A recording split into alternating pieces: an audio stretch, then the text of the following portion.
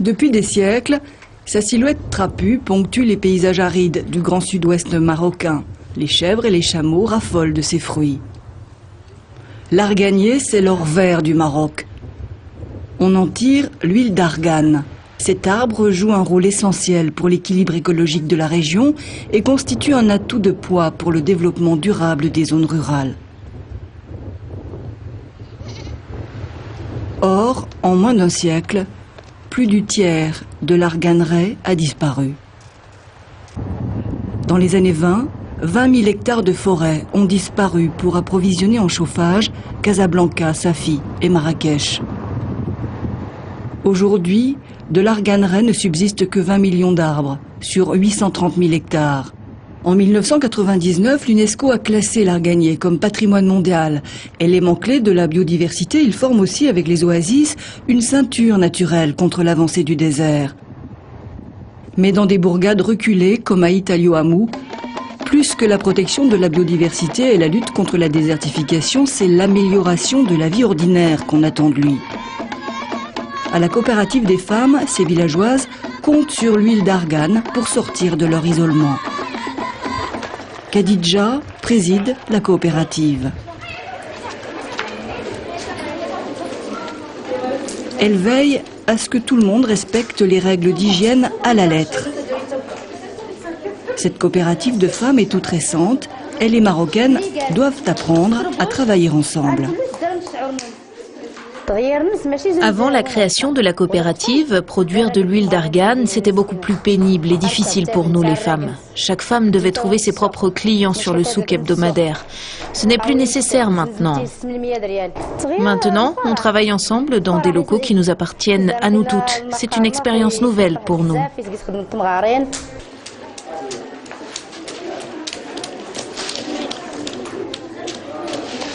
Il n'y a pas encore de machine pour concasser les noyaux d'arganier, qui sont très durs.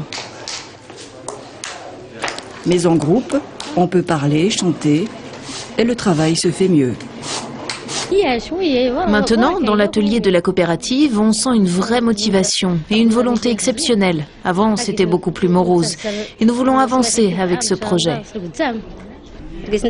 Nous avons le problème de la sécheresse ici. L'arganier résiste à la sécheresse et l'huile d'argane, c'est la seule ressource que j'ai. Alors j'en attends un prix raisonnable qui corresponde vraiment à mon travail. La coopérative fait partie du projet Arganier, un projet de développement qui vise notamment à améliorer les revenus des femmes et leur statut social. Maintenant, elles commencent à jouer un rôle important dans la vie économique de la région. Avant, ni l'huile d'argane ni les femmes n'avaient de valeur. Maintenant, les deux sont valorisés et estimés. Et maintenant, avec notre coopérative, nous sommes fiers de dégager un revenu important.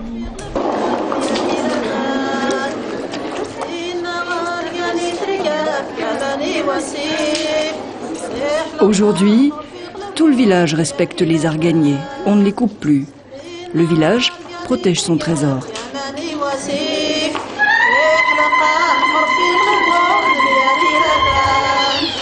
Mais les coopératives ne sont pas que des affaires de femmes. Sadiq Idrissi travaille au développement du projet Arganier et les hommes ont leur rôle à jouer. 42 coopératives ont déjà été constituées, ce qui représente 2000 femmes. Et l'objectif de Sadiq pour l'année prochaine, c'est de doubler les chiffres des adhérentes. Cofinancé par l'État marocain et l'Union européenne, ce projet de 12 millions d'euros veut étoffer le réseau coopératif. Comme ici, à Taroudan. Avec 5 autres coopératives de la région, les femmes d'Aïtalio-Hamou y ont monté un groupement d'intérêt économique. Pour l'extraction semi-automatisée, l'embouteillage, la conquête des marchés étrangers, mieux vaut avancer ensemble.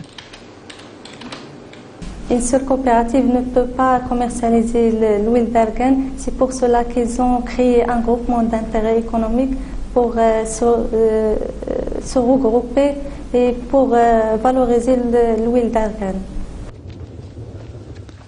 Sadiq Idrissi se rend aujourd'hui à Belfast, beaucoup plus au sud, à la lisière des dunes de sable. L'enjeu ici, c'est de combattre l'avancée du désert. Les cultures intensives consomment 8000 tonnes d'eau à l'hectare chaque année. Les pousses d'arganier, seulement 30 tonnes. Une différence de poids dans un pays où la nappe phréatique baisse d'1 mètre chaque année. Nous avons la nappe qui descend jusqu'à une profondeur de 250 mètres. Aussi, nous avons l'avancement du sable de l'autre côté. Et bien évidemment, nous avons des cultures d'arganier peu consommatrices en eau par rapport aux cultures intensives. Ici, à Taxbit, une association locale s'occupe d'une toute nouvelle plantation de 42 hectares. Les gens du village ont été difficiles à mobiliser, raconte le président de l'association. Mais avec les sécheresses à répétition, leur avis a changé.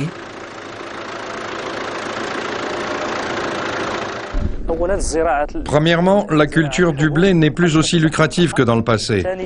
Deuxièmement, l'apport financier que draine la culture de l'arganier est bien plus important. C'est pour cela que nous essayons de convaincre les gens de planter des arganiers.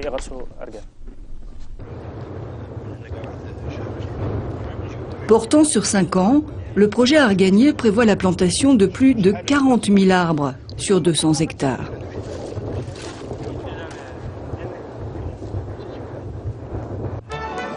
À des kilomètres de là, sur un autre continent, l'aventure de l'Argane continue. Nous sommes à Montpellier. Le département de l'Hérault finance la plantation de plusieurs milliers d'arganiers au Maroc. Mais des initiatives privées s'y sont développées aussi. Patrick Costi importe l'huile d'argane directement du Maroc. Les Européennes en raffolent. Riche en vitamineux, elle calme les rhumatismes, l'arthrose, soigne la peau, agit contre le cholestérol.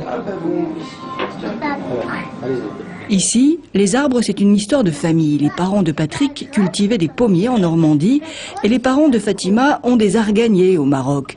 L'argane les a rapprochés.